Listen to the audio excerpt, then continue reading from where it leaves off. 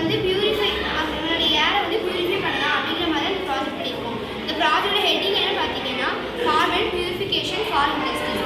ஏர் pollution first ஹியூமனோட ஹெல்த்தை வந்து அஃபெக்ட் பண்ணுது. இதனால் ஹியூமன் வந்து பொல்யூட்டான கேஸை சுவாசிக்கும் போது நம்மளோட ரெஸ்பிரேட்டரி சிஸ்டம் அஃபெக்ட் ஆகுது. ஸ்கின் அலர்ஜி, ஐ இரிட்டேஷன் இந்த மாதிரி ப்ராப்ளம்லாம் வருது. ஸோ எர்த்து அட்மாஸ்பியர் வந்து அஃபெக்ட் ஆகுது. ஓசோன் லேயரில் டெப்ளிஷன் நடக்குது. இந்த மாதிரி பிரச்சனைலாம் இருக்குது. இதனால் ஒரு சொல்யூஷன் கொண்டு வரதுக்காக தான் நம்ம இந்த மாதிரி ப்ராஜெக்ட் பண்ணியிருக்கோம். இந்த ப்ராஜெக்டோட ப்ராசஸ் என்ன பார்த்தோம்னா ஃபஸ்ட்டு இண்டஸ்ட்ரியிலேருந்து தான் ஸ்டார்ட் ஆகுது.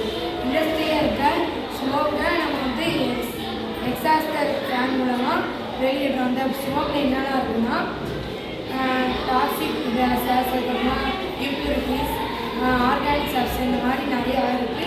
இது ரொம்ப கெடுதலானது. இதை நம்ம வந்து பியூரிஃபை பண்ணி வெளியிடுறோம். அதுக்கப்புறம் இந்த ஸ்மோக் வந்து கார்பன் அப்சர்வ்குள்ளே போகுது. இந்த கார்பன் அப்சர்வ்குள்ளே என்ன இருக்குன்னா ஆக்டிவேட்டட் கார்பன். இந்த ஆக்டிவேட்டட் கார்பனுக்குள்ளே வந்து மில்லியன் போர்ஸ் இருக்கும்.